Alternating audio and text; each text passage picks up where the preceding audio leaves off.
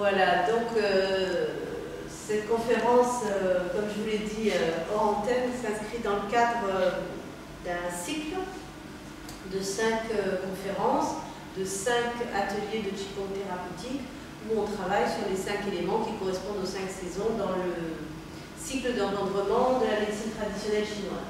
Donc, on va d'abord présenter un petit peu globalement le contexte dans lequel ces 5 éléments se positionnent. Et je vais commencer par une petite devinette. Je vais vous demander qu'est-ce que c'est que ça. Une sinusoïdale. Oui. J'ai pas entendu. Une sinusoïdale. Une sinusoïdale. Ça va, c'est une vague. Une vague. Une vague, des vagues. Des collines, une vague, une sinusoïde. Et si je fais ça, qu'est-ce que vous voyez? Le yin et le yang. Le yin et le yang. Donc, ça, la sinusoïde, la vague, le mouvement, c'est le chi. Hein?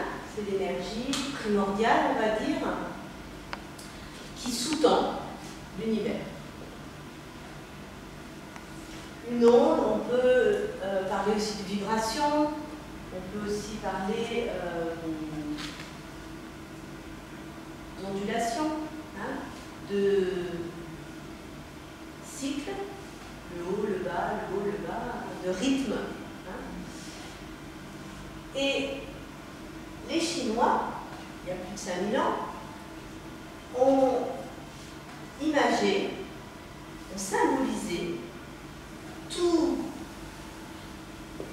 leur concept de la réalité avec ce simple symbole.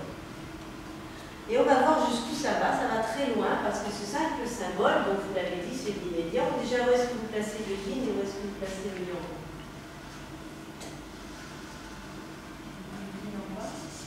Le yin en bas. Donc, le yang en haut.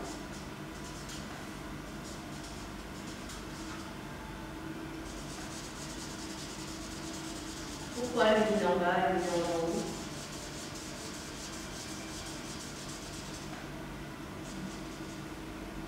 Qu'est-ce qui représente le yin? Pour moi, c'est l'aspect féminin avec l'accueil, le repos, et la terre, La terre. Le repos. L'accueil. L'accueil, c'est la réceptivité, on va dire. Hein? La réception. Donc, par non pas opposition, mais complémentarité, par analogie, on va avoir l'art masculin. Par analogie à la terre, on va avoir le ciel. Par analogie au repos, on va avoir l'action. La réception, par antagonisme ou analogie, on va dire l'émission ou le don, hein, l'émission, etc. Hein? Ça veut dire que, quel que soit le regard qu'on pose sur cette réalité-là, on va avoir les deux faces de la réalité. D'accord? Hein, le bas, le haut, l'intérieur, l'extérieur, le froid, le chaud, etc. Hein? C'est définissable à l'infini. Pourquoi? Parce que l'infini, il est là en fait. D'accord? Là, il n'y a pas de commencement, il n'y a pas de fin. La vague, elle peut continuer. Alors que ça, c'est simplement un instantané. Hein, comment on appelait ça, ces photos-là? Vous comprenez, et puis ça sort tout seul là. Vous n'avez pas connu ça? Polaroid. Les Polaroids, voilà. C'est un instantané, c'est une représentation instantanée d'une réalité qui n'a ni début ni fin. C'est ce que le taoïsme a symbolisé à travers ce simple symbole, qui pour moi est un symbole vraiment très performant, parce qu'il y a beaucoup de choses, vous allez voir dans ce symbole. Et c'est ce que aujourd'hui les physiciens nous disent. qu'est-ce que nous dit la physique quantique aujourd'hui? Elle nous dit, selon qu'on l'observe ou non, c'est-à-dire qu'on pose notre regard sur la réalité ou non, elle se comporte de manière corpusculaire ou ondulatoire. En fait, c'est la même chose. C'est la même chose, sauf que dès l'instant où on pose notre regard, on fige les choses et on crée une polarité. Dans l'éternité, dans l'infini, on est dans l'unité. D'accord? Ça, c'est un bon début. Maintenant, nous, en tant qu'êtres humains, parce que ça, on peut imaginer le cosmos, hein. Il n'y a pas de commencement, il n'y a pas de fin. Même dans toutes les traditions, au commencement était le verbe. Qu'est-ce que le verbe si ce n'est une vibration, hein, dans la Genèse? Les Chinois ont compris ça il y a 5000 ans. Et nous, l'humanité, où est-ce qu'on se situe dans cette réalité-là, d'après vous? Je suis pas sûre de comprendre la question. Bien. Ça, c'est la réalité. La terre, le ciel, les femmes, les hommes, le repos, l'action. C'est une vision, une représentation de la réalité. Ça, c'est la réalité avec un grand R. Ça, c'est la réalité avec un petit R, qui crée la polarité, la bipolarité. Nous, en tant qu'être humain, où est-ce qu'on se situe dans cette représentation de la réalité? Sur le trait? Oui. Quand la question est claire, la réponse est claire. L'humanité, elle est là. On est d'accord. Elle se situe entre la terre et le ciel. D'accord? Et cette humanité, pour l'observer, nous, en tant que petit être humain, on se situe sur quoi?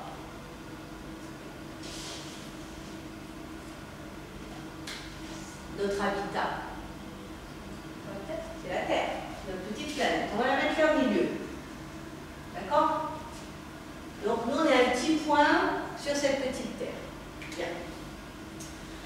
Maintenant, les Chinois, il y a 5000 ans, ont déjà compris ça, c'était beaucoup, mais ils ont élaboré toute une théorie qui soutient donc la médecine traditionnelle et beaucoup d'autres arts, beaucoup d'autres pratiques, selon un cycle qui respecte les lois de la nature, par observation, par analogie, puisqu'ils fonctionnent avec leur cerveau droit, analogique, alors que nous, en Occident, on fonctionne avec notre cerveau gauche, analytique. Eux, par analogie, ils ont observé le cosmos. Il y a un magnifique lumière derrière la montagne, là. Ils ont observé justement la nature, le cosmos, les étoiles de l'astrologie babylonienne, à côté de l'astrologie chinoise. C'était un remake, hein. Les Chinois et les Indiens avaient déjà travaillé l'astrologie depuis des milliers d'années. Donc ils ont observé les étoiles, ils ont observé la Terre, ils ont observé les animaux, ils ont observé les cycles des saisons, et ils en ont déduit une théorie qu'on va maintenant voir dans le détail. Alors d'abord, on va se situer dans cette représentation de la réalité, avec cette petite Terre au milieu et cette humanité qui surfe, hein, avec nos naissances, nos morts, nos naissances et nos morts. C'est un petit peu ça. Chaque humanité a disparu, et puis une autre humanité est réapparue, et puis une autre humanité, on pourrait appeler cette vague-là un petit peu un rythme aussi, le rythme divin, le rythme cosmique, qui fait qu'il y a des humanités qui se manifestent, puis qui disparaissent, et puis d'autres humanités qui réalisent les mers, puis qui disparaissent, etc. Donc on va chercher à situer les 4 orients, pour l'instant. Où est-ce que vous situeriez le sud?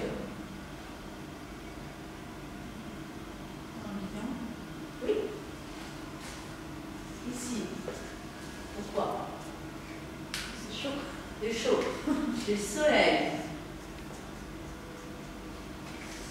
Donc, par analogie et complémentarité, on n'a pas de bleu. Où est-ce qu'on va situer le nord? Je vous donne en mille. Il est en face. Et c'est la Lune.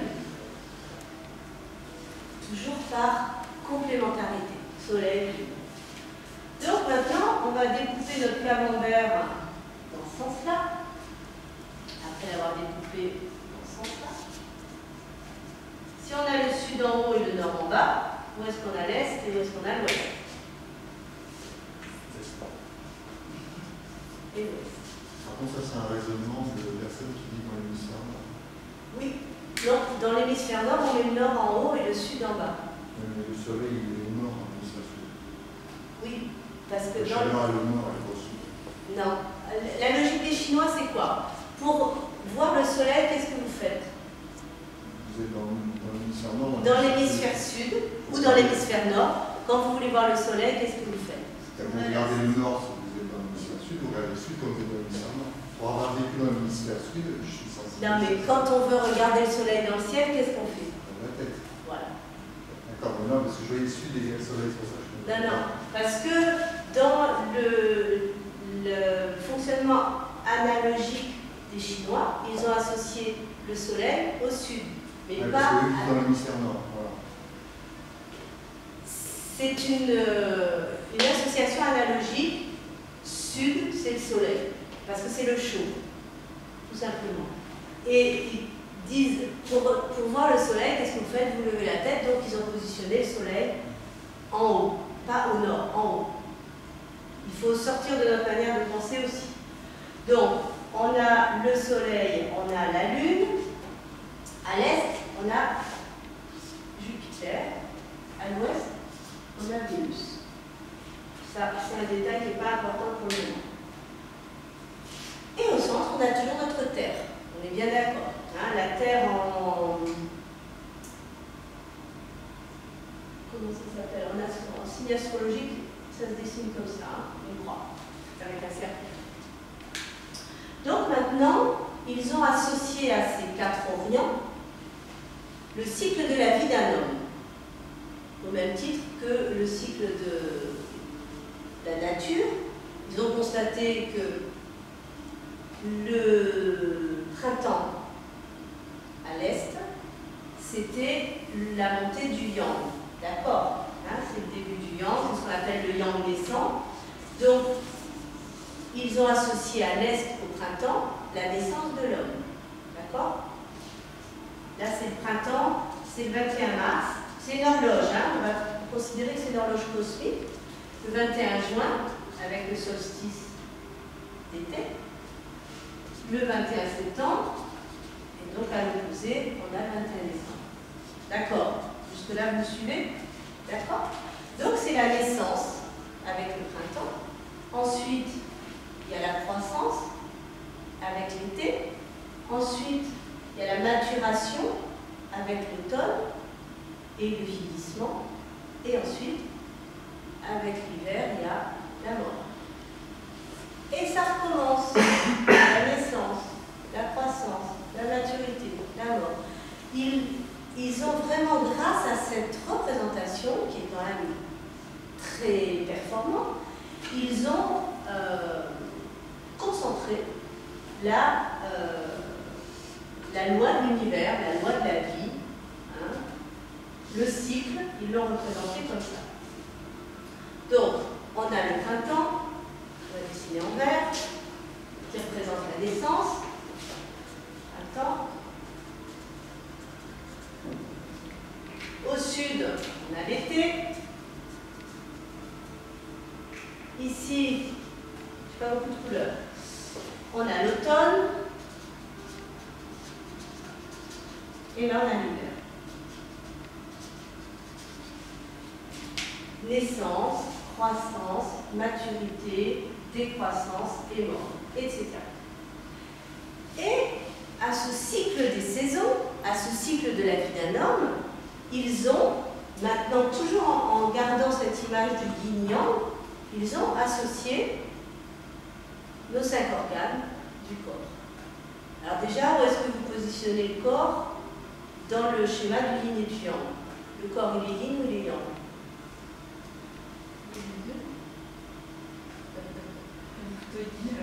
Il est yin. Par analogie, si le corps est yin, qu'est-ce qu'on a dans le yang? Esprit. J'ai plus de place. On va le mettre là. Mais en réalité, puisque ce n'est qu'une représentation figée, instantanée, d'une réalité qui n'est pas figeable, c'est la même chose, tu as raison. Le corps, il est en même temps là et là, puisqu'on a le yin dans le yang et le yang dans le yin. En plus, ils ont pensé à ça, hein, c'est-à-dire que le corps est dans l'esprit, l'esprit est dans le corps. C'est ce que dit aujourd'hui la médecine somatopsychique ou psychosomatique. D'accord? Eux, ils l'ont compris il y a 5000 ans. Là, on a le corps, là, on a l'esprit, mais c'est une illusion, cette séparation, parce que tout est mouvement. Et puisque tout est mouvement, dans le corps aussi, on va retrouver ce cycle, ce mouvement dans la relation entre nos organes. Alors, comment ils ont situé les organes? D'abord, on va situer les éléments, parce qu'on est là pour en parler. Alors, facile, le printemps. Qu'est-ce qui se passe au printemps? Végétation. La végétation, donc c'est le bois. En été, le soleil le symbolise bien, c'est le feu. Oui. En automne, vous connaissez, ben, on est en plein dedans là.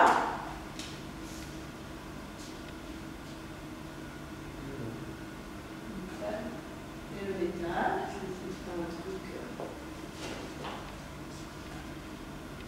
C'est le métal, pour distinguer un petit peu.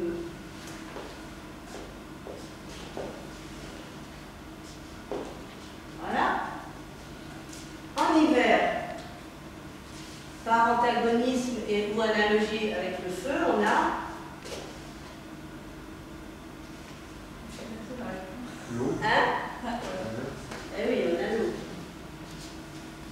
Faire ça. Et alors, il nous manque un élément. Il est où? Où est-ce qu'il se cache, le 5e élément?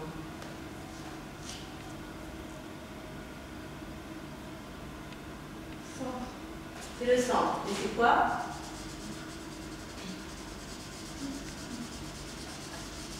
J'ai dit tout à l'heure, hein. La terre. On a 5 éléments. Le bois, le feu, le métal, la terre et l'eau. D'accord?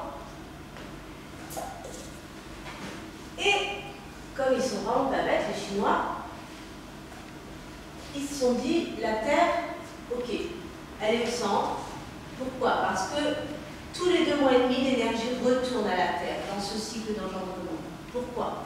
Parce qu'on ne passe jamais d'une saison à l'autre de manière brutale du jour au lendemain. Sauf qu'en ce moment, c'est un petit peu le cas. Mais en principe, on a le printemps et progressivement, on passe à l'été. De l'été, on va passer progressivement à l'automne. De l'automne, on va passer progressivement à l'hiver. Donc, il y a 2 mois et demi d'une saison bien définie. Et puis, pendant 12 à 18 jours, il y a une période intermédiaire qu'on appelle l'intersaison. Donc, en fait, la Terre, elle se situe entre chaque élément. Mais, il a bien fallu la placer à un moment donné sur le cycle d'engendrement des 5 éléments. Et comme ils sont très malins, ils ont tiré une diagonale qui relie là nos 2 points. Et ils ont décidé de mettre la Terre au sud-ouest. Ils la positionnent là dans le cycle d'engendrement. Là, ça commence à devenir un peu plus compliqué, mais vous allez voir, finalement, c'est pas si compliqué que ça. Et là, ils ont mis le... je vous dirai après. Je vais essayer de vous faire deviner quand même. Donc, ensuite, ils ont associé à chaque élément un organe. Alors là aussi, on va essayer de découvrir à quoi est associé le bois.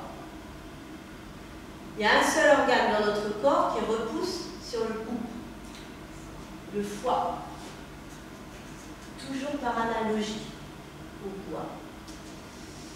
Alors le feu, le chaud, le soleil, l'été, qu'est-ce que ça peut être dans notre corps?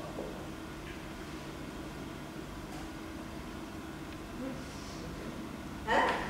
Le cœur. Vous ne vous attendiez pas à ce que je fasse travailler. Allez, on va faire facile. L'eau. Qu'est-ce qui gère l'eau dans notre corps? les reins. Alors il nous reste la terre et le métal. Alors la terre, je vais vous faire deviner parce que c'est très facile. La terre, elle nous nourrit. Qu'est-ce qui gère le système digestif? Enfin, il faut le savoir encore, dans notre corps. Dans les 5 organes considérés par les Chinois, on a le foie, le cœur, la rate, les poumons et les reins. Il y a un organe là qui gère le système digestif. C'est là. Qui est associé au pancréas. Et on verra après pour les organes creux. Et donc il nous reste le métal, par déduction, c'est les poumons.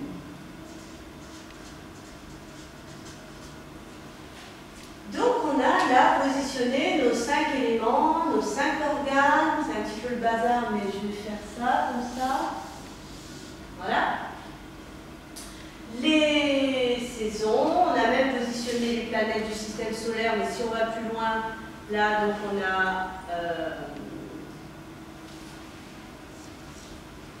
Mars, le Soleil, Vénus, ici on a la Lune, on a la Terre, on a Jupiter, qu'est-ce qui manque? Saturne, il est associé à la race pancréas, parce que c'est le temps et c'est l'enracinement, c'est le plomb en métal alchimique, et c'est donc la Terre qui nous enracine. La rate, le système digestif. La Terre, c'est vraiment associé à la notion d'enracinement, de stabilité, Et il nous manque encore quelque chose. Neptune? Non. Alors, les Chinois ne considèrent pas plutôt Neptune et... Parce que aussi, ça va au-delà de la durée d'une vie d'un homme. Voilà, il manque Mercure. Alors, Mercure, en fait, c'est le Soleil plus Vénus. C'est-à-dire que le Soleil devient Vénus, et Vénus plus la Lune devient Mercure. C'est-à-dire que Mercure, en fait, il le dessine comme ça. C'est le Soleil qui, en descendant, devient Vénus avec l'association de la Terre, puisque la Terre, c'est ça. Soleil plus Terre devient Vénus, et Vénus plus Lune devient Mercure. Là aussi, il fallait le trouver. Bon. Donc, on a nos planètes, on a vraiment là tout le système qui est complet, et on va comprendre maintenant comment va fonctionner ce système, comment les émotions sont reliées à ce système, et comment on peut utiliser ce système pour être en bonne santé, pour gérer nos émotions et éventuellement pour avoir une vie épanouie et vivre longtemps et heureux. Donc, le début de la vie, c'est la naissance. On l'a dit, c'est le printemps, c'est le foie, etc. Ensuite, c'est la croissance. Ensuite, il y a la terre, en fait, qui est positionnée là. La terre, c'est la maturité, c'est la maturation. La terre, c'est dans la terre que maturent les graines. D'accord? Là, c'est toujours en observant la nature qu'ils ont compris tout ça. Ensuite, à l'automne, qu'est-ce qui se passe?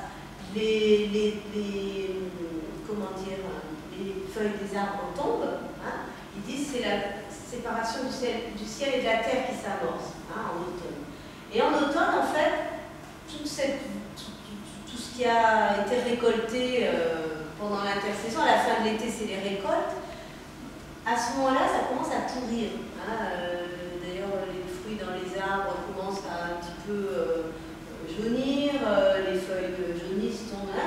Et à ce moment-là, en fait, on va engranger, on va faire des confitures, on va faire des, comment ça s'appelle, des conserves qu'on va mettre à la cave ou au grenier pour préparer l'hiver. C'est une période de bilan, l'automne. C'est une période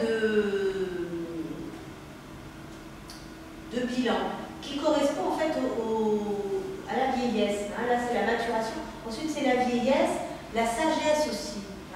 Lorsqu'on approche la fin de notre vie, on se dit, bon, il va falloir un petit peu faire le bilan de notre vie et puis surtout valoriser tout ce qu'on a fait pendant notre vie.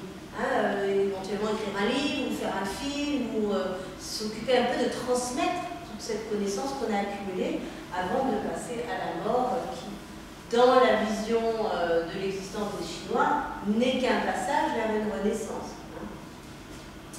Alors, ils ont associé des, comment ça s'appelle, des émotions à chaque élément, à chaque saison. Là aussi, c'est très pertinent, vous allez voir. Est-ce que vous savez quelle émotion est associée au bois et au printemps? Alors, donc, on a dit c'est le yang naissance, c'est une énergie qui monte. Il y a quelque chose en nous qui monte, d'ailleurs, dans les expressions populaires, on dit « je sens la moutarde qui me monte au nez ». Ce qui monte en nous, c'est vraiment l'expression du printemps, quand on explose, d'ailleurs on dit aussi « j'explose de colère ». Toujours par analogie. Vous n'allez plus rien voir après. Hein. Mais bon, vous suivez quand même le fil de mon exposé. Donc c'est la colère, le bois, c'est vraiment une énergie qui monte de manière très spontanée, mais aussi difficile à gérer. Hein. En été, on dit qu'on fait des feux de joie, donc c'est l'émotion associée à l'été, au cœur. On dit j'ai le cœur en joie. Hein. Vous verrez que dans les expressions françaises, il y a beaucoup de... il y a vraiment beaucoup de bon sens, en fait. Donc la terre, le système digestif. Qu'est-ce qui se passe lorsque un homme d'affaires, un PDG, est surchargé de travail? Déjà, le fait de rester assis des heures devant un ordinateur, de cogiter toute la journée, d'avoir des contraintes, des soucis, de l'anxiété, qu'est-ce qui va se produire? Un ulcère d'estomac. Rate, pancréas, estomac. C'est l'entraille qui est associée à l'estomac, à la tête. Chaque organe est relié à une entraille creuse. Organe plein, entraille creuse. Là, l'estomac. Donc, les problèmes digestifs sont liés directement à l'anxiété, aux cogitations mentales, aux soucis, à tout ce qui nous prend la tête et qui fait qu'on a du mal en fait à digérer les informations au même titre que l'alimentation. Hein, c'est-à-dire que la digestion, elle est aussi bien physique que psychologique. Hein, quelqu'un qui ne digère pas les situations, il va se faire aussi un ulcère d'estomac. Donc c'est les soucis, l'anxiété. Allez, on va mettre soucis. Les soucis. Le métal, ça coupe. D'accord? Ça coupe, c'est une énergie qui sépare. Quand on se sépare dans un couple, quand on est séparé d'un être cher,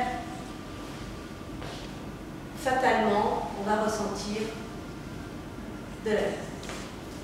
Hein, c'est logique tout ça. Tristesse.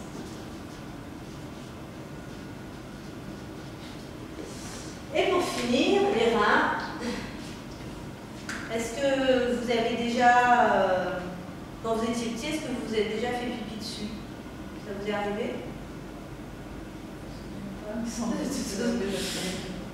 Dans la couche, moi je me rappelle. Non, il y a des situations dans lesquelles on peut se faire pipi dessus. C'est la peur. Et voilà, on a nos 5 émotions, on va dire, primordiales. La joie, la colère, les soucis ou l'anxiété, la tristesse, la peur. Après, ils peuvent se décliner, les soucis, l'anxiété, l'inquiétude, la tristesse, la mélancolie, la nostalgie, la colère, l'irritabilité, etc. Il peut y avoir aussi toute une échelle de valeurs dans les peurs, des plus petites peurs de traverser la rue, aux peurs fondamentales de mourir ou de... Hein. Eh bien, les Chinois donc, ont compris que puisque toutes ces saisons, tous ces organes, tous ces éléments s'engendraient comme ceci, puisque le bois nourrit le feu nourrit la terre, autrefois on faisait des cultures sur brûlis, la terre nourrit le métal, c'est-à-dire que tous les métaux de notre terre, hein, cuivre, or, argent, étain, sont nourris des entrailles de la Terre. Et ces métaux vont nourrir l'eau qui va passer sur tous ces minéraux et devenir des oligoéléments, hein, calcium, potassium, etc., qui sont contenus dans l'eau, tous les minéraux. Et l'eau à nouveau va nourrir le bois.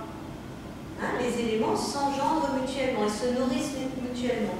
L'eau nourrit le bois nourrit le feu nourrit la terre nourrit le métal, et le métal nourrit l'eau. Et on a là ce qu'on appelle le cycle chaîne, le cycle d'engendrement, qui est symbolisé par ces flèches noires. D'accord?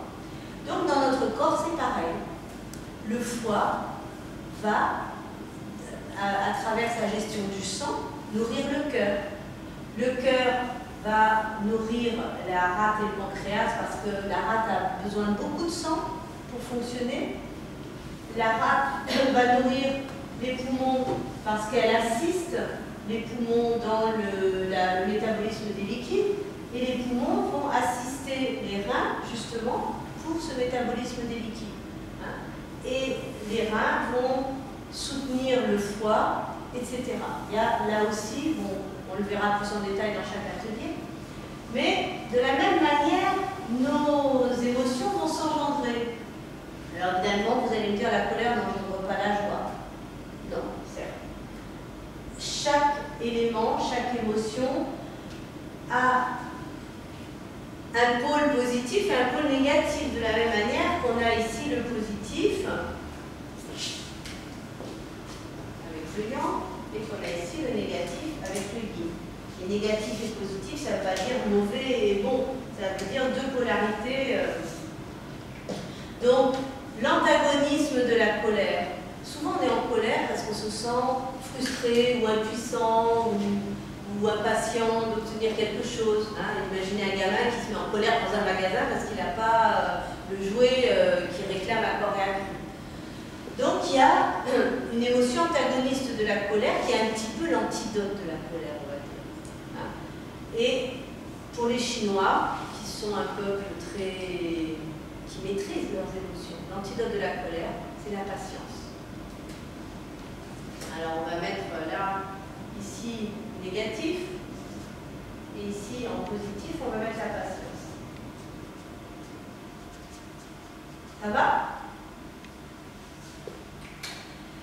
Alors la joie, on va dire que c'est l'aspect positif du yang, du cœur.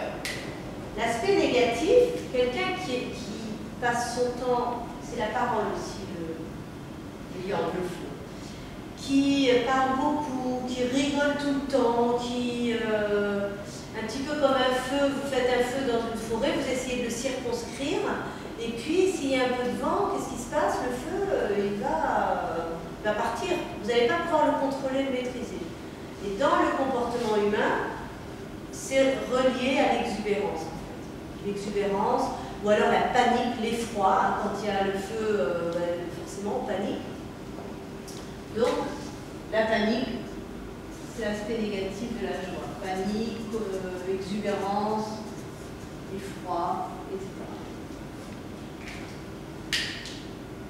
L'antidote du souci, de l'anxiété.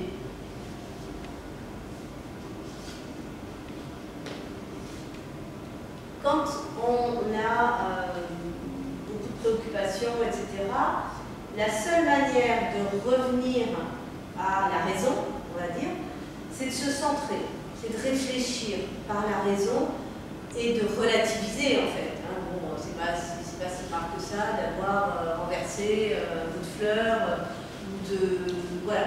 Il faut relativiser, c'est l'attitude de la Terre, c'est ça, c'est le centrage, c'est la réflexion, c'est la parole juste, la réflexion juste et la justice, la justesse, le centrage. Dans ce cas-là, il n'y a plus de raison de se faire des soucis. Parce que les soucis, c'est souvent des projections mentales, hein. C'est des suppositions. Voilà, qu'est-ce qui va se passer s'il y a des gens, ils sont anxieux de nature. Il ne peut pas y avoir une situation dans laquelle ils soient zen parce qu'ils vont toujours projeter l'aspect négatif des situations. Ils vont toujours projeter la difficulté, ils vont toujours projeter l'obstacle, et de fait, ils le créent. Hein, c'est ça qu'il faut prendre conscience aussi. On crée notre réalité, puisqu'en fait, elle est totalement virtuelle, la réalité. Ça peut être constructif. alors c'est pour ça qu'on va voir maintenant comment canaliser ces énergies. Bien sûr, tout est constructif. Même la peur, elle peut être un moteur, bien sûr. La colère, lorsqu'on l'utilise de manière positive, c'est aussi la force d'entreprendre, d'agir, c'est l'action. La joie, évidemment, c'est positif. Mais la panique, c'est rarement positif. Quelqu'un qui panique, il est incapable de faire quoi que ce soit, il va se mettre à trembler. Donc, là, je vous donne les deux extrêmes. Hein. Entre ça, il y a toute une palette de sentiments, d'émotions. Tout peut être... En fait, il n'y a rien qui soit positif ou négatif. Tout est transformable. Et c'est le principe de ce schéma. C'est que rien n'est immuable. Tout se transforme, rien ne se crée, rien ne se perd, tout se transforme, comme disait Lavoisier. C'est ça. Et les Chinois, ils ont vraiment intégré cette idée-là de la métamorphose permanente de chaque état, que ce soit de la matière ou même de l'esprit. Les sentiments, les émotions, elles ne sont pas palpables. Ça fait partie de cet aspect subtil des choses. Là, eux, ils ont compris que rien n'est figé, qu'on peut tout transformer. Et ils utilisent ce système de transformation, de maturation, de mutation, de transmutation dans leur médecine. Et c'est ça qui est intéressant. Donc on en était au souci dont l'aspect positif, ça va être la réflexion, le centrage.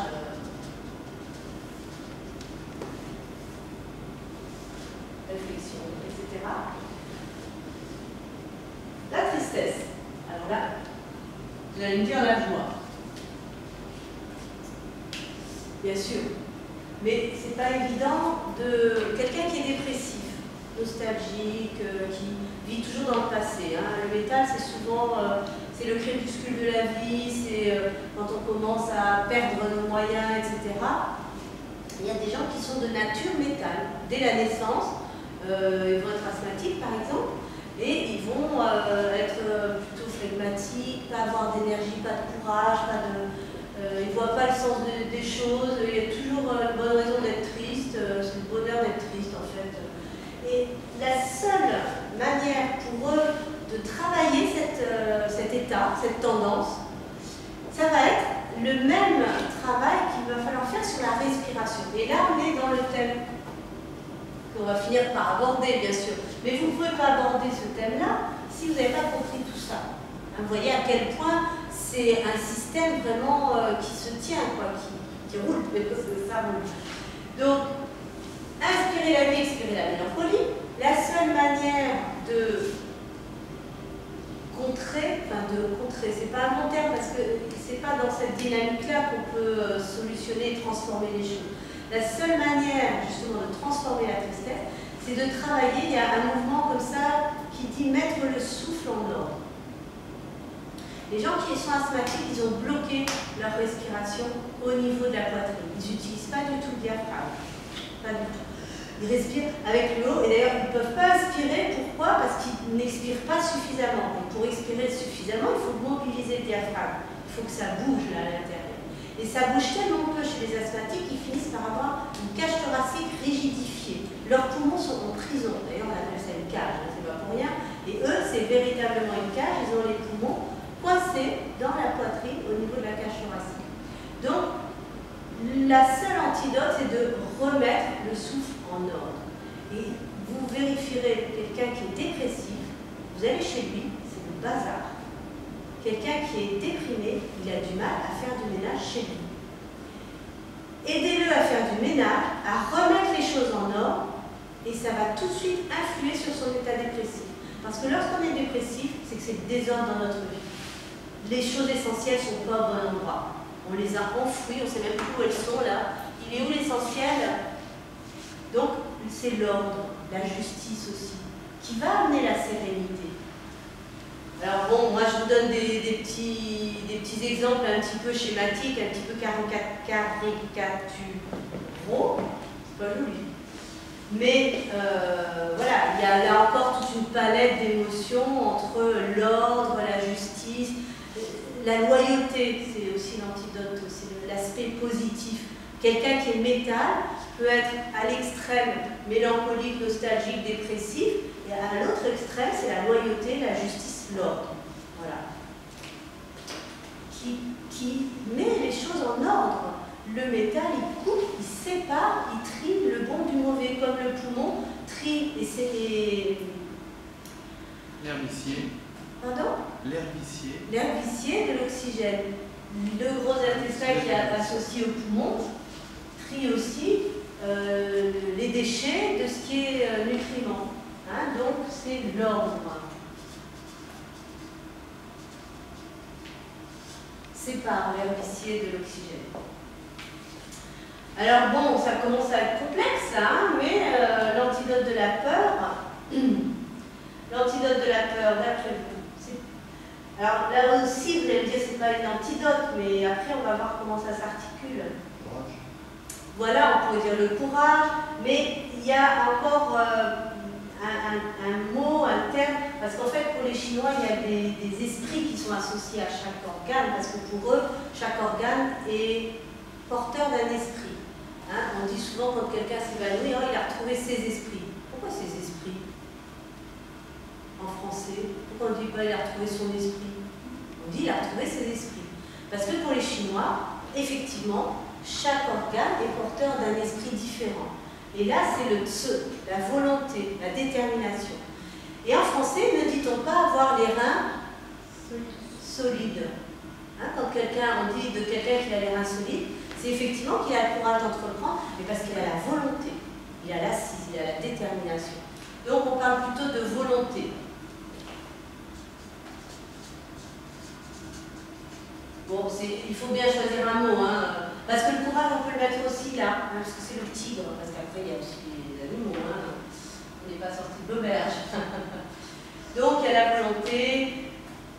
Souvent, quelqu'un qui a peur d'entreprendre un projet, il suffit qu'il change son état d'esprit, et dans ce cas-là, par simple décision, c'est le pouvoir de décision aussi, hein, Après, ici on a les pots, ici on a les rounes, ici on a le chêne, ici on a le yi, l'intention. Donc pour les Chinois, les esprits sont bien différents selon l'organe auquel ils sont associés.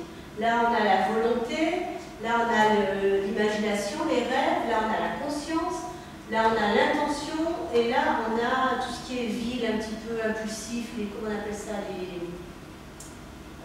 les impulsions un peu triviales, il y a un terme, les pulsions, voilà, les pots. Parce que les pots, les pulsions nous tirent vers la terre alors que l'imagination nous monte vers le ciel. Hein, c'est pour ça qu'en buvant de l'alcool, ça travaille sur le foie et ça ouvre un petit peu les sphères de l'imaginaire, parce que ça allège, ça alourdit le foie, mais ça allège les esprits, là les rounes. Bien. Donc maintenant, on a vu ce cycle d'engendrement, c'est clair. Le bois nourrit le feu, etc. L'eau nourrit le bois, etc. Et alors les Chinois, ils ont été encore plus loin. Ils se sont dit, le cycle d'engendrement, c'est comme la mère qui nourrit son enfant. Donc, le printemps, le bois est la mère du feu. Le feu est la mère de la terre est la mère du métal, le métal est la mère de l'eau, et l'eau est la mère du bois. Mais s'il y a une mère, il y a forcément, en amont, une grand-mère. D'accord? Alors la mère, elle nourrit son enfant. On est bien d'accord. Mais la grand-mère, quand l'enfant fait une bêtise que la mère lui a laissé, alors peut-être plus maintenant, parce que les grand-mères ont tendance à pourrir leurs petits-enfants, mais autrefois en Chine, les mères, elles allaient au champ, elles laissaient l'enfant à la grand-mère qui l'éduquait. Et quand l'enfant faisait une bêtise, les grand-mères là-bas, elles ne donnaient pas un Kinder Surprise. Elles donnaient une fessée. Donc les Chinois disent la mère nourrit, la grand-mère sévit. Donc la grand-mère, attendez, je peux prendre du recul.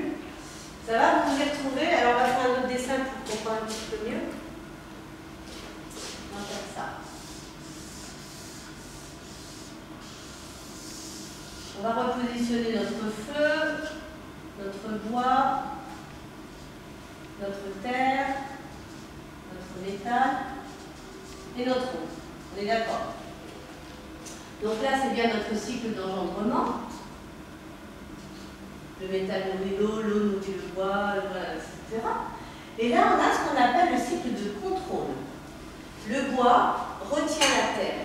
Quand vous avez une terre qui se ravine, vous plantez, ça retient la terre. La terre, elle retient l'eau. Il n'y a pas mieux qu'une terre pour endiguer l'eau de la terre. L'eau, elle éteint le feu. Le feu, il fait fondre le métal. Et le métal, il coupe le bois. Et on a notre cycle de contrôle, la grand-mère, qui sévit et qui va contrôler l'élément suivant. D'accord? Donc, d'après ces deux cycles-là, on a deux lois fondamentales qui régissent la médecine traditionnelle chinoise. C'est-à-dire que si on a une rate trop forte, en excès, eh ben on va utiliser le bois, on va stimuler le bois, c'est-à-dire le foie, pour contrôler la rate. Si on a un cœur aussi en excès, on va stimuler le rein pour atténuer l'énergie du cœur. C'est-à-dire que l'eau des reins va stabiliser et réguler le feu du cœur. Pour les émotions, c'est la même chose. Pour contrôler par exemple des soucis, de l'anxiété, etc., des fois il suffit de se mettre en colère une bonne fois pour toutes. Et puis d'utiliser l'aspect positif, c'est-à-dire la patience.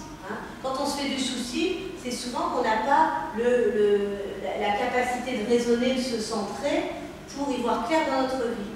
Donc la patience, le courage, la force du lion, du tigre, l'énergie du printemps, la colère à son paroxysme, mais c'est aussi l'énergie d'entreprendre.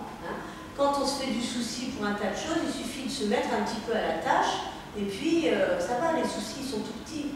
Pareil, lorsque on a une peur panique, panique parce qu'on est en excès de feu ou qu'on est dans l'exubérance, quelqu'un qui parle tout le temps, qui a une hyperlogorée, qui rigole tout le temps, il suffit de faire agir la volonté, mais soi-même. C'est-à-dire que vous ne pouvez pas arrêter quelqu'un qui a une hyperlogorée si cette personne n'est pas elle-même déterminée à se taire. Il n'y a pas 36 000 solutions. C'est-à-dire que ce n'est pas la peur qui va agir sur la joie, c'est la volonté qui va agir sur la panique. Si je mets le feu à la maison, que je panique et que j'ai même pas la détermination d'aller trouver le téléphone pour appeler les pompiers, je ne m'en sors pas, je crame sur place. Donc c'est bien l'énergie des reins, avoir les reins solides, avoir la détermination, la volonté, le courage, savoir poser un acte au moment où il y a la panique à bord. C'est bien ça qui va nous sortir de l'état de panique. Vous voyez? Et c'est donc ce cycle de contrôle-là, une fois qu'on a intégré, conscientisé les causes de notre panique ou de notre tristesse ou de notre colère ou de la mélancolie, donc le métal, c'est bien la joie qui peut agir sur la mélancolie et la tristesse. Il n'y a rien d'autre. Mais pour que la joie agisse, il faut aussi travailler la respiration. En fait, je disais au début de mon exposé, les Chinois ont compris depuis longtemps l'effet de la médecine psychosomatique ou somatopsychique. Pourquoi? Parce qu'ils ont associé un organe à une émotion, mais ils savent très bien que l'état émotionnel va agir sur l'état organique et physiologique, et inversement, l'état organique va agir sur l'état émotionnel. Donc, si on est dans un état physique, avec par exemple quelqu'un qui est asthmatique, puisque c'est le thème de aspirer la vie, expirer la mélancolie, il ne peut pas changer ses poumons, il ne peut pas changer sa cage thoracique. Par contre, il peut agir sur le sentiment de joie de vivre. Il peut agir pour stimuler ça sur la volonté. Il peut agir sur mettre de l'ordre dans sa vie, s'il en a conscience. Parce que souvent, les gens qui sont asthmatiques et qui ont cet état de mélancolie, ils le vivent comme une fatalité.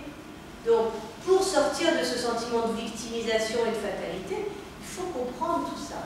Il faut le conscientiser pour pouvoir le mettre en œuvre dans sa vie. Et donc, c'est totalement interactif.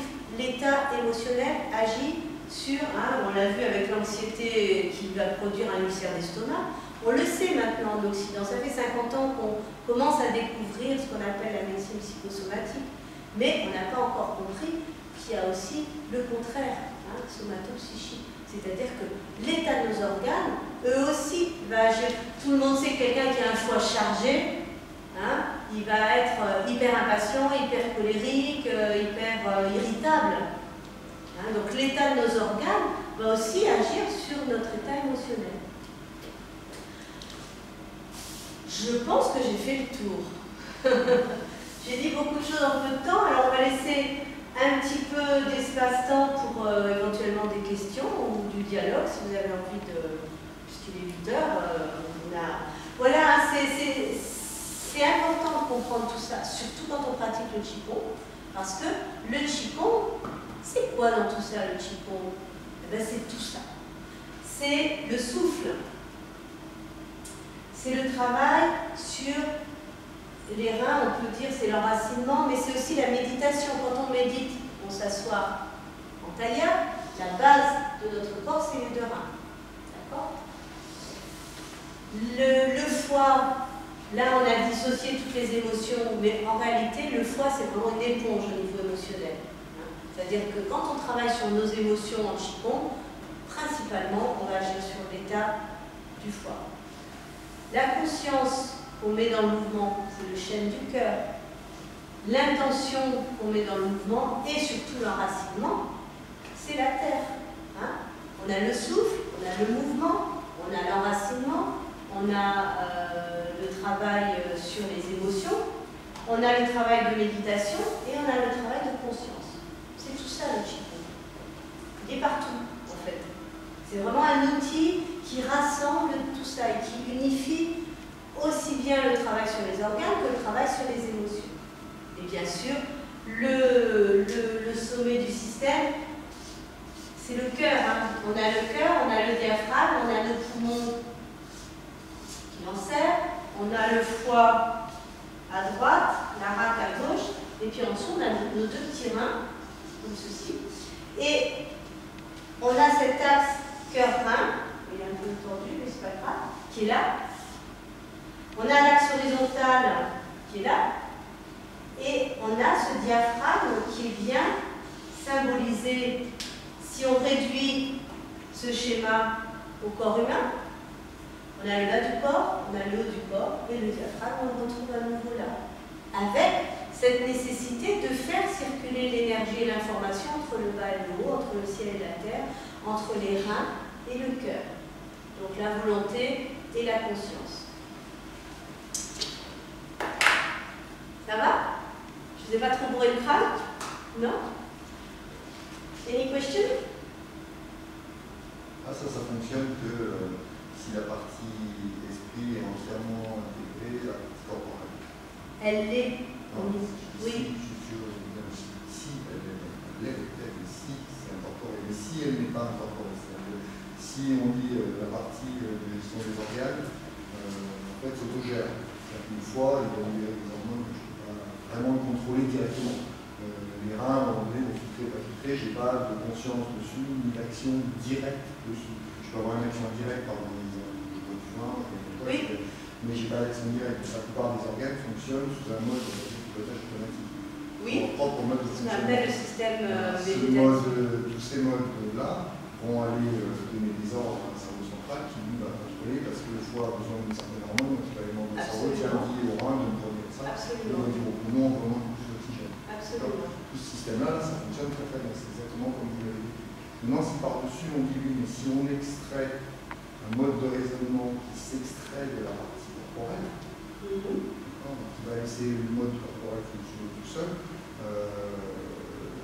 c'est lui qui parle actuellement, c'est le général, c'est le cœur, les sons, qui exprime une idée. Ça peut aussi utiliser le corps pour produire le son, mais ça peut aussi être créé en dehors de ce système-là. Dans ce cas-là, on est un légume. Le corps devient un légume, l'esprit, lui, il est juste malheureusement ancré dans un corps. Donc on va dissocier la partie esprit et la partie corporelle. Et à ce moment-là, les sentiments ne sont plus conditionnés par l'état du corps. La colère n'existe que dans ce schéma-là que parce qu'on ne l'a pas en conscience. Mais si vous extrayez la colère en conscience, vous n'avez plus de colère. Parce que la Le corps ne va plus gêner, puisqu'il va à un moment donné dire attends, il va monter là-haut, il va donner là. Le cerveau, il va dire, enfin le cerveau, va dire oui, ok, d'accord, très bien, pas de souci, je vais le gérer. Mais ça ne va pas modifier la partie consciente. Donc, si le conscient. C'est justement l'intérêt de faire du Qigong. C'est-à-dire qu'on va pouvoir agir sur nos organes sans forcément en avoir conscience. Puisque les systèmes organiques et physiologiques du corps qui sont régis par le système neurovégétatif, moi je n'ordonne pas à mon cœur de battre, je n'ordonne pas à mes reins de filtrer. D'accord? C'est de ça que vous parlez? Oui, on peut le laisser fonctionner tout seul. Il fonctionne tout seul. Voilà. Il fonctionne tout seul. Sauf que ce que les Chinois ont compris, et d'ailleurs tout le monde, quelqu'un qui est en train de mourir ou qui a une grande peur, il se fait pipi dessus ou il se fait caca dessus. Qu'est-ce que ça veut dire? Ça veut dire que l'énergie des reins, le chi des reins, descend, alors que le chi des reins doit monter. Quelqu'un qui... voilà, je veux dire, ils ont compris que notre corps, que ce corps et cet esprit ne sont pas séparés. Et c'est ce que vous êtes en train de dire. Si on sépare l'un et l'autre, on meurt. Pas forcément. Le corps... À moins de faire ce qu'on appelle une expansion de conscience ou un état modifié de conscience. Dans ce cas-là, la conscience, elle peut voyager toute seule, laisser le corps en bas qui végète, hein, dans un état végétatif, ce qu'on appelle une relaxation profonde, dans un état alpha, par exemple. Mais à un moment donné, on se réunit. Voilà, c'est le problème de ça, c'est justement, ça gère très très bien tant que l'esprit et le corps forment un tout. Et ça n'aide pas forcément à essayer de dissocier l'esprit du corps. Mais le but, c'est pas de dissocier l'esprit du corps, le but, c'est de retrouver cette unité qu'on a perdue parce qu'on est dans l'illusion de la séparation entre le corps et l'esprit. Mon corps, il fonctionne parce que j'ai une âme qui l'a incarné. Si mon âme, elle décide de partir, mon corps... Le corps fonctionne tout seul. C'est ce que fait Jean-Michel maintenant. Le corps continue à fonctionner tout seul tant qu'on a une C'est ce que je dis, dans ce cas-là, vous êtes un légume, à l'hôpital, avec des petits légumes. Le corps peut fonctionner sans l'esprit. De manière végétative, oui. Sauf que tant qu'il est vivant, le corps, c'est qu'il y a une parcelle d'esprit qui l'habite. C'est ce qu'on appelle le chêne. Le chêne, pour les Chinois, c'est par analogie l'âme chez les chrétiens ou l'esprit. Il est incarné dans le cœur, le chêne. Donc quand le cœur s'arrête, il n'y a plus de chêne. Tant que le cœur bat, c'est qu'il y a du chêne. Voilà. Après, bon, on n'est pas obligé d'adhérer à cette conception de l'existence, mais moi, pour l'avoir étudié et pratiqué, je trouve qu'il n'y a pas plus performant. Ah oui, moi je pense que au niveau de la gestion du corps, je ne sais pas. Voilà.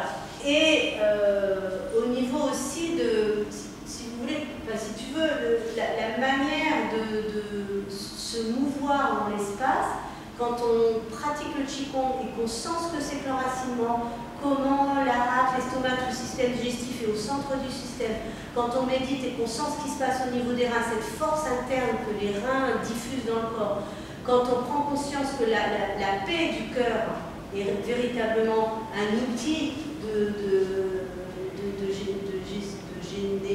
un outil pour générer la joie dans notre vie. Hein, je veux dire, tout ça, c'est... Et puis que le foie, effectivement, quand on se met en colère, on va sentir que le foie, il est chargé. Il suffit de faire un bon nettoyage du foie pour s'en rendre compte. Donc, oui, le système est performant. Et surtout, moi, j'ai envie de dire, ce qui est intelligent dans ce système, c'est de comprendre qu'il n'y a pas de différence entre le corps et l'esprit. Il n'y a pas de différence. On a, nous, en séparant, où est-ce que vous situeriez le cerveau gauche et le cerveau droit dans ce système? Encore. Eh bien non. Comment vous le dessinez, le yin et le yang, aujourd'hui? Vous le dessinez comment, vous? Ben non, la plupart des gens, ils vont le dessiner comme ça. Vous l'avez déjà vu comme ça? C'est très rare. On le voit toujours comme ça. Hein? On a soit en général, on met le yin là. Au contraire, ils font n'importe quoi de toute façon. Pourquoi? Parce que autrefois, le système il était pertinent parce qu'il y avait la terre en bas et le ciel en haut. Depuis la révolution culturelle et depuis de l'Occident sur la pensée chinoise, eh ben, on a dissocié le yin et le yang comme ça. Cerveau gauche, cerveau droit. On a verticalisé ce symbole qui, depuis des millénaires, fonctionnait comme ça, en reliant la terre et le ciel, alors qu'aujourd'hui, on pense comme ça. Pourquoi? Parce que depuis même pas un siècle en Occident, on a mis tellement d'importance sur le matérialisme qu'on rationalise tout avec notre pensée cartésienne, euclidienne, on schématise, on met tout dans des petites boîtes, on juge, on sectorise. Non, on sépare. Alors que les Chinois ont compris qu'il fallait retrouver cette unité, parce que dans l'unité, il y a l'harmonie. Alors que là, il n'y a pas l'harmonie. Ça peut être aussi une forme d'évolution. Moi, je crois ça fonctionne bien parce que ça maintient l'esprit et le corps. C'est parfait, c'est parfait tant que le corps et l'esprit forment un tout. Et là, on a une unité qui fonctionne très très bien. Après, depuis les dinosaures, il y a eu des évolutions. Oui, c'est et qu'une des évolutions pourrait être justement de ce qui, moi, de mon point de vue, me paraît bien, c'est la partie esprit, la partie pensée, raisonnement, tout ça, qui aujourd'hui est encore absolument besoin d'accord, qui se passe.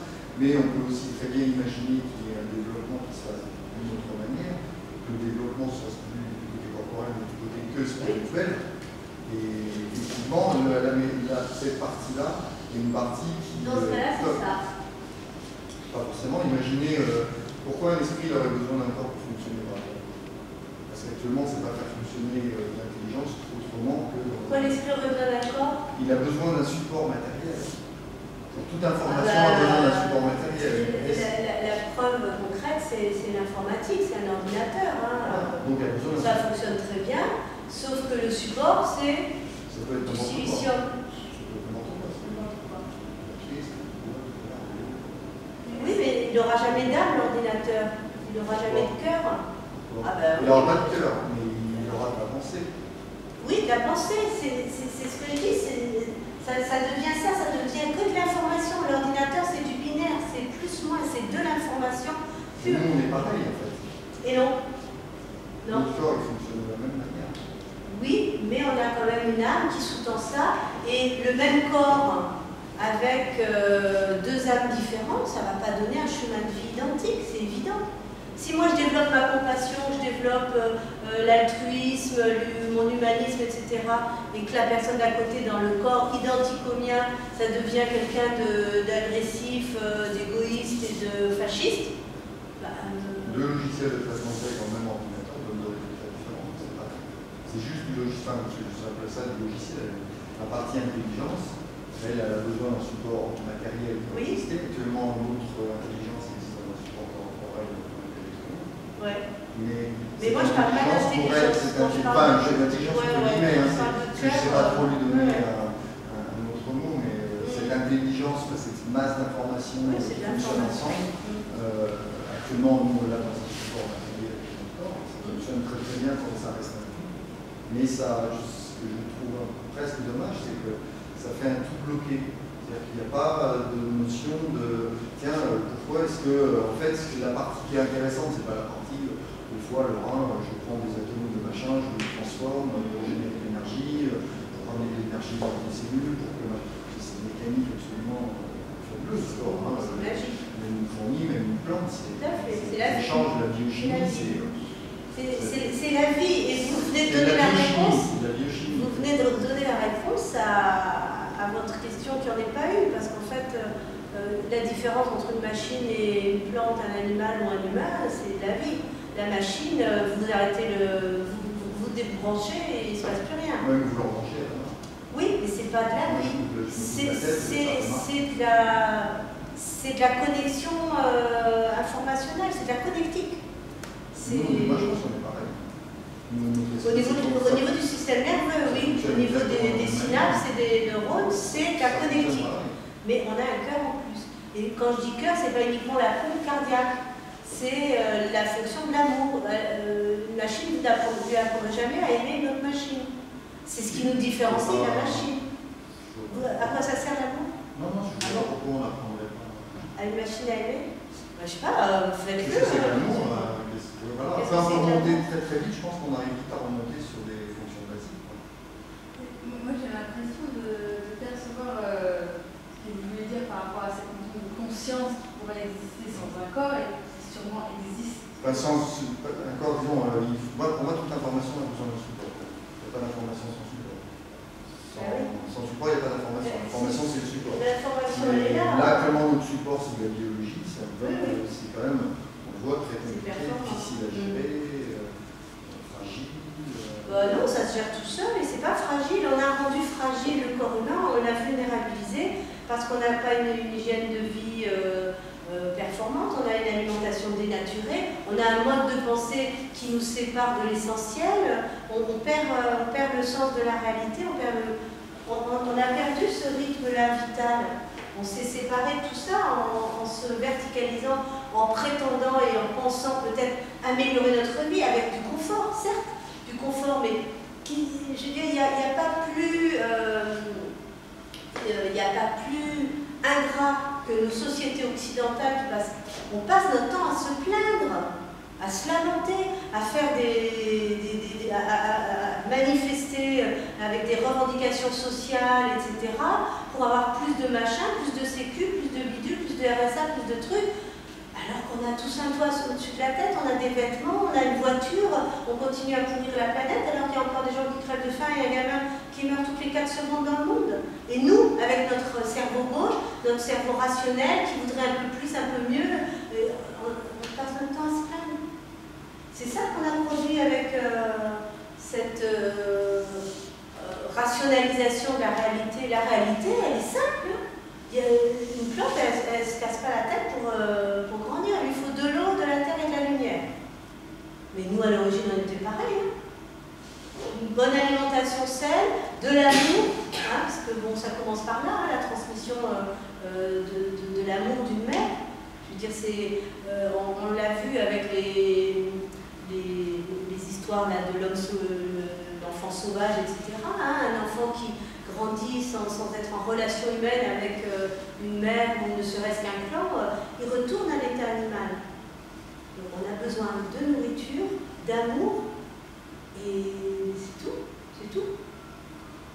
C'est tout. On pourrait retourner vivre dans la forêt, se nourrir de racines, de fruits, de plantes sauvages. On n'a pas besoin de tout ce qu'on se produit là comme... Moi, ce que je veux dire, c'est que là, on reste dans un système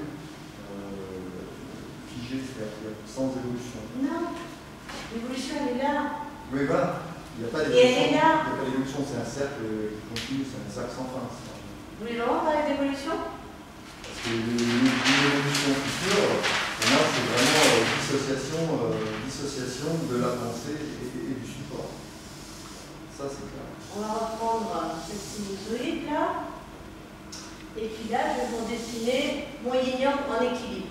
D'accord? À peu près en équilibre. Aujourd'hui, alors l'évolution, finalement, c'est ça. D'accord? Supposons que l'évolution soit ça. Et on fait ça, et on fait ça, et on fait ça. On est passé d'un monde très matériel, puisque je vous ai dit, ça c'est la matière. Je ne sais pas si je vous l'ai dit d'ailleurs. On a dit le yin, le corps, la terre, la matière, le corps, l'esprit, l'information. D'accord? Matière, information. Vous disiez, on a besoin d'un corps pour que la conscience s'incarne, etc. Aujourd'hui, dans l'état actuel des choses, puisqu'il y a cette évolution, depuis un certain temps, on est de plus en plus dans l'information et de moins en moins dans la matière. Alors qu'il y a un certain temps en arrière, on était beaucoup plus dans la matière et beaucoup moins dans l'information. C'est la période du monde matérialiste, etc. Aujourd'hui, effectivement, non, je fais le contraire. C'est le contraire. On fait ça, ta. Aujourd'hui, on va de plus en plus vers une réalité où l'information prend beaucoup plus de place que la matière. Oui, et c'est pour ça que vous faites cette réflexion. Donc on a ça. Et ça veut dire quoi? Pourquoi on a ça? Parce que justement, il y a cette évolution. Et dans ce schéma-là, aujourd'hui, la planète Terre tourne de plus en plus lentement. Vous savez ça? Le rythme de rotation de la Terre diminue. C'est pas un film, justement. Ça a été constaté il y a plusieurs milliers d'années. Il fallait plus de temps pour faire un tour sur elle-même qu'aujourd'hui. Alors, c'est le contraire, moins de temps. C'est-à-dire qu'elle tourne de plus en plus lentement, de moins en moins vite sur elle, ce qui a pour effet proportionnellement inverse d'augmenter la fréquence vibratoire de la Terre, qui va progressivement passer de 7,8 Hz à 13 Hz, la fréquence fondamentale de la Terre. Et à ce moment-là, quand on arrivera à ce 13 Hz, la Terre va arrêter de tourner et partir dans l'autre sens. Et c'est déjà arrivé, ça a été constaté par les scientifiques par rapport au pôle, au déplacement des pôles, mais aussi aux strates de lave. Sur elle-même, pas autour du Soleil. Non, sur elle-même, pour partir dans l'autre sens. C'est déjà arrivé, je crois, 160 fois. Enfin. Et donc c'est pour ça qu'aujourd'hui, on a cette sensation, vu que la fréquence vibratoire augmente, d'être de plus en plus dans l'information. Effectivement, on a de moins en moins besoin de matière. Et heureusement, parce qu'on vient d'une situation où on était beaucoup trop dans le matérialisme, et là, il y a un mouvement très très puissant, très rapide, ascensionnel, on peut dire, qui est constaté par de plus en plus de personnes qui écrivent dans ce genre de magazines, de plus en plus de gens qui écrivent sur l'ère du Verseau, tout simplement. On passe de l'ère du Poisson à l'ère du Verseau. Eh bien, si la question que tu posais, comment dire, peut trouver une réponse dans ce phénomène-là, effectivement, on va aller de plus en plus vers une instantanéité entre la pensée et la réalisation de cette pensée, parce qu'il va y avoir que de l'information. Mais attention, parce que là, si on n'a pas bien géré nos émotions, si on est encore dans nos peurs, dans notre colère, dans notre anxiété, vu que tout sera manifesté de plus en plus rapidement, alors à ce moment-là, il faudra vraiment avoir travaillé toutes ces émotions pour pas être... C'est-à-dire qu'en fait, la peur va tout de suite manifester des situations effrayantes. La colère va tout de suite manifester des situations de conflit. Hein? Vous avez remarqué peut-être dans votre vie actuellement que de plus en plus, il y a un espace très court entre votre pensée, un désir et sa réalisation. Je ne sais pas si vous l'avez constaté. Ça, c'est lié à l'augmentation de la fréquence vibratoire de la Terre, avec cette prépondérance de l'information sur la matière. C'est peut-être pour ça que vous posez ce genre de questions. Ah, c'est clair que pour l'évolution, de toute façon, voilà, l'évolution elle arrivera très rapidement que la matière organique ne sera plus forcément la matière de support, tout à fait. Tout à fait. Et même l'ADN de l'être humain va évoluer. On est en train de muter. De toute façon, en plus avec Fukushima, on va pas avoir le choix. On va muter, c'est clair. On va passer du carbone au silicium au niveau du support organique de nos cellules. Et on va aller de plus en plus justement vers cette notion d'information. Et de toute façon, l'évolution, c'est ça. C'est la proportion entre la matière et l'information, donc entre le matérialisme et aussi la spiritualité, puisque c'est la même chose, c'est la terre et le ciel. Ces proportions-là, évidemment qu'elles évoluent. Elles évoluent aussi avec le niveau de conscience de l'humanité, avec le niveau vibratoire de la Terre qui est aussi un organisme vivant. Donc tout est en évolution. Et c'est ça, c'est la loi du changement. Les Chinois sont vraiment les pionniers dans cette conscience du changement, de la métamorphose, de la transmutation. Le I Ching, qui est le livre fondamental, même fondateur de la pensée du taoïsme, s'appelle le livre des transformations, des mutations. Rien n'est immuable. Sur cette belle parole. Sur ces belles paroles, il est 8h25.